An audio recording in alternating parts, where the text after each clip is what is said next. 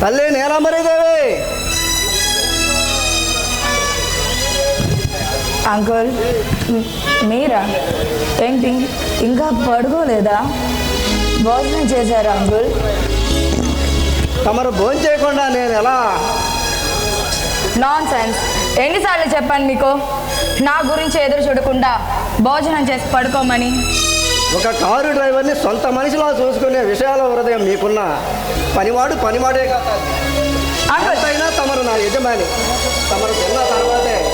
Uncle మీకు ఎన్నిసార్లు చెప్పాను మిమ్మల్ని మీరు ఎవరి ముందు తక్కువ చేసి మాట్లాడొద్దని? ఎవరు లేని నాకు గత 12 ఏళ్లుగా అమ్మలా తోడుంటూ నేను పడుతున్న కష్టాలన్నీ బాధని మర్చిపోవడానికి ఆత్మబంధువు అయ్యారు. చెప్పండి అంకుల్, మిమ్మల్ని ఎవరన్నా పనివాడని హేళన చేశారా? వాళ్ళ అందు చూస్తాను. అబ్బే లేదమ్మా. అయినా ఈ ఇంట్లో నన్నెవరేమంటారు? ఇది మా నీలాంబరీదేవి నిలయం. ఇక్కడ ఆప్యాయతలకే తప్ప అయిన వారి పట్ల అవమానాలకు తావులేదు. అదే కదా ఈ నీలాంబరి సిస్టమ్. ఈ ప్యాలెస్లో ఉన్న వాళ్ళు ఎవరైనా అదే చెయ్యాలి. ఆకలిని వచ్చిన వాడికి అన్నం పెట్టడం, నన్ను అనగ తొక్కాలి అనుకున్న వాడిని అంతం చేయడం. అమ్మా, తమని అడగకూడదని తెలిసి కూడా మళ్ళీ అడుగుతున్నాను. ఎందుకమ్మా ఈ పాడుతోగుడు? ఈ వ్యసనం వల్ల నీకేమన్నా అయితే ఎన్ఎస్ గ్రూప్ ఆఫ్ ఫౌండేషన్ సంస్థ ఏమవుతుంది? ఆ మహాసంస్థ కింద జరుగుతున్న అనేక కార్యక్రమాలు ఏమవుతాయి? ఒక్కసారి ఆలోచించావా? ఆలోచించాను కాబట్టే మరణించేంత తాగడం లేదు అంకుల్. మర్చిపోయేంత మాత్రమే తాగుతున్నాను. కానీ ఈ మందు మాత్రం మత్తునిస్తుంది, కానీ మరుపు అనేదే ఇవ్వడం లేదు. మరిచిపోకపోతే ఇలా ఎంతకాలం తాగుతూ ఉంటారు? చచ్చేంత వరకు, లేదా వాడు నా చేతికి దొరికేంత వరకు. ఎప్పుడో జరిగిపోయిన గతం మరిచిపోతే మనుగడకు మరో దారి వేసిన దాని అవుతావు. మరపు మీరంటున్న మరపు బహుశా నా మరణంతోనే సాధ్యమవుతుందేమో. నిన్ను కాదని పారిపోయిన వాడి గురించి ఎందుకమ్మా ఇన్నేళ్ళైనా నీ అన్వేషణ?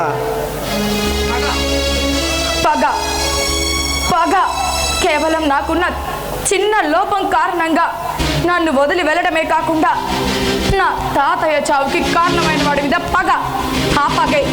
ఆ పగే ఇంకా నన్ను బతికిస్తుంది అంకుల్. ఏం సాధించడానికి తల్లి ఈ పగలు ప్రతీకారాలు? అది నాకు నా గుండెకి మాత్రమే తెలుసు. మరెవరికి తెలియాల్సిన అవసరమే లేదు. ఒకవేళ వాడు దొరికితే ఏం చేస్తావు? గుణపాఠం. ఆడవాళ్ళ జీవితంతో ఆడుకుంటున్న ప్రతి మగాడికి వాడి చావే గుణపాఠంగా చూపిస్తాను. అందుకే వాణ్ణి నా చేతులతో నేనే కసి తీరా చంపుతాను. ఎంతమందిని చంపుతావు? Excuse me mister. I am Aravind, ACP Aravind Nayak. అది తెలుస్తూనే ఉంది. ఈ టైంలో మీరు ఇక్కడికి వచ్చారేంటి? ఎందుకు వచ్చాను తమరికి తెలీదా మిస్ నీలంబరీదేవి? పేరు పలికే విధానంలో మర్యాద తగ్గుతుంది ఏసీపీ. అయినా కొత్తగా డ్యూటీలో జాయిన్ అయ్యావా? అది మీకు చెప్పాల్సిన అవసరం నాకు లేదు. చూడండి మేడం, మాజీ సెంట్రల్ మినిస్టర్ అప్పలనాయుడు ఈ రోజు మధ్యాహ్నం యాక్సిడెంట్లో చనిపోయాడు. అలాగా? అయ్యో పాపం. అయితే ఆయనకి, ఆయన కుటుంబానికి నా ప్రగాఢ సానుభూతి తెలియజేశానని చెప్పండి. ఆ యాక్సిడెంట్ చేసింది మీ కస్టడీలో పనిచేస్తున్న టిప్పర్ డ్రైవర్. ఇక టిప్పర్ ఎవరితో తమరికి చెప్పవసరం లేదనుకుంటా. అవునా? అయితే ఆ సంగతి ముందే చెప్పాలి కదా ఏసీపై. అంకుల్, మీరు వెంటనే ఆ డ్రైవర్కి గాయాలు ఏమైనా అయ్యాయని తెలుసుకొని హాస్పిటల్లో జాయిన్ చేయించండి.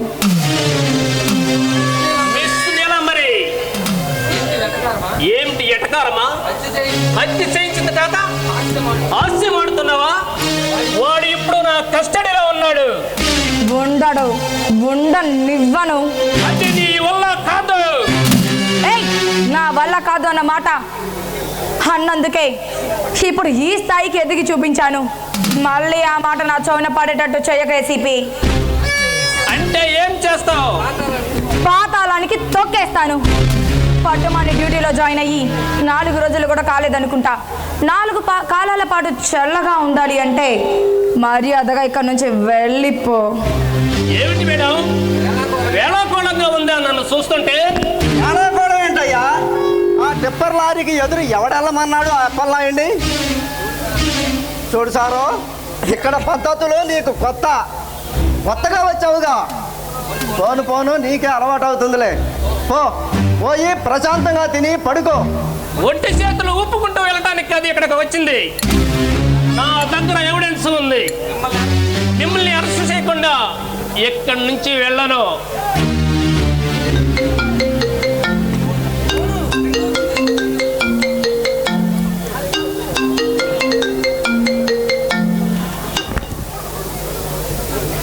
Sir, good evening sir.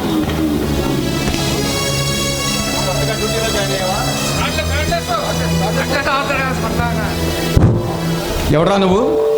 కొత్తగా డ్యూటీలో జాయిన్ అయ్యావా? ఉద్యోగం రాగానే నువ్వేమైనా హీరో అనుకుంటున్నావా? ఎవరిని అరెస్ట్ చేయడానికి వెళ్ళావో తెలుసా? సార్, నా దగ్గర ఎవిడెన్స్ ఉంది సార్. ఎవిడెన్స్ని మడిచి నీకు మిగిలిన చోట పెట్టుకుని వెంటనే నన్ను వచ్చి కలవు.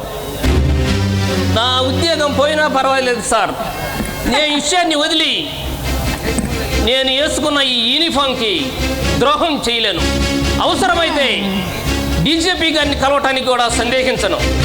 ఆమె తలుచుకుంటే ఈ క్షణంలో స్టేట్ సీఎంతో కూర్చొని డిన్నర్ చేయగలరా ఈడియట్? చించాయి ముందు ఆ ఎవిడెన్స్ చించి చెత్తపుట్ల పారేసి అక్కడి నుంచి అర్జెంటుగా వచ్చాయి.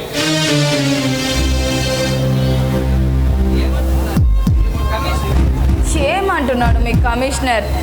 మరీ నన్ను బాగా పొగడేస్తున్నాడా?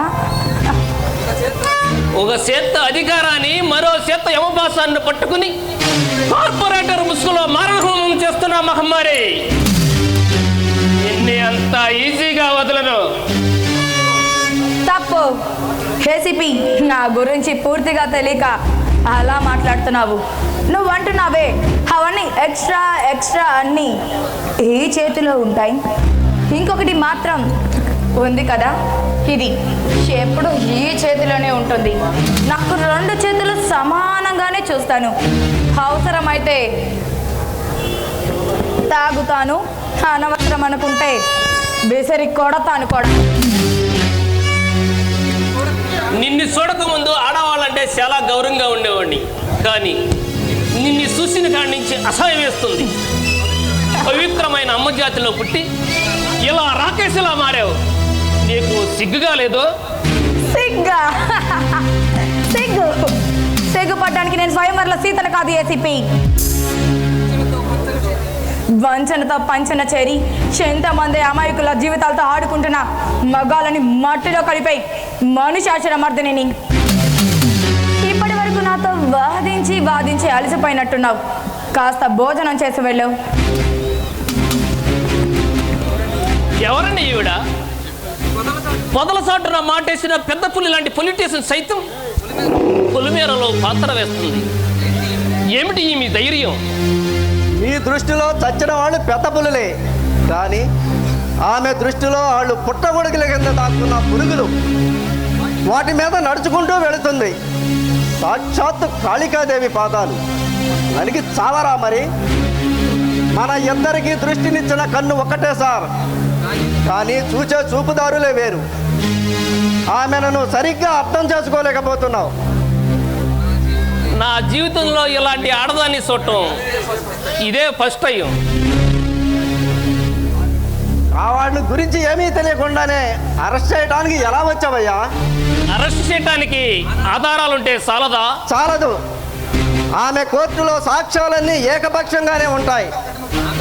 ఆమె గురించి పూర్తిగా తెలిసిన వాళ్ళ దృష్టిలో ఆమె ఒక దేవత. ఏమీ తెలియని నీలాంటి వాళ్ళ దృష్టిలో ఒక దుర్మార్గురాలు. ఎన్ఎస్ ఫౌండేషన్ ద్వారా దేశవ్యాప్తంగా అనేక స్కూళ్ళు, కాలేజీలు, హాస్పిటళ్ళు ఇంకా మరి ఎంతోమంది పేదవాళ్లకు ఉచితంగా సేవలు అందిస్తున్న the great NS group of corporation సంస్థకు ఏకైక మహారాణి నీలాంబరీదేవి. అలాంటి వ్యక్తి ఇలా తాగుడికి బానిస అవటం ఏమిటి? అయినా చేతికి మట్టి అంటకుండా అట్టిని చేయించడం ఏమిటి? అదంతా తెలుసుకుని ఏం చేస్తావయ్యా? ఇన్వెస్టిగేషన్ మాత్రం కాదు, ఏదో కుతూహలం కొద్దీ అడుగుతున్నా. ప్లీజ్ చెప్పండి సార్, అసలు ఆమె ఇలా మారటానికి కారణం ఏమిటి? ప్రేమ. ఏమిటి ప్రేమ? అవును, ప్రేమే. తనను తానే మరిచిపోయి వాడే తన లోకం అనుకునే విధంగా భావించి బ్రతికిన పిచ్చి ప్రేమ తనది. అతని పేరు? వాడి పేరు సూర్య. సూర్య అంటే అతను కూడా డబ్బున్న వాళ్ళేనా, ధనవంతుడేనా? అదే డబ్బున్న వాళ్ళే కదా అవసరం తీరాక తప్పుకుపోయేది. లేదు బాబు, వాడొక సామాన్యమైన మధ్యతరగతి కుటుంబంలో పుట్టిన మహానుభావుడు. మోసం చేసిపోయిన వాడు మహానుభావుడేంటి? అయినా ఆమెమో మోసగాడు అంటుంది, నువ్వేమో మహారాజు అని బుద్ధిస్తున్నావు. ఇంతకి ఎవడవాడు? వాడు లేక లేక పుట్టిన నా ఒక్కగానొక్క కొడుకు. వాట్? నీ కొడుక? ఏమిటి ఇంత ఆస్తికి వారసురాలు ఒక కారు డ్రైవర్ కొడుకుని ప్రేమించి వాడి చేతిలో మోసపోయి మొత్తం మగజాతి మీదే పగ తీర్చుకుంటుందా? బుర్ర బాయిలింగ్ అయిపోతుంది. కొంచెం అర్థమయ్యేదట్టు చెప్పబోయా బాబు. ఇదంతా పుష్కర కాలం క్రితం జరిగిన ఒక పీడకల. ఈ కథను నువ్వు తెలుసుకోవాలంటే గతం తాలూకా గుర్తులను 12 ఏళ్ల క్రితం వరకు వెళ్ళి వెతకాలి.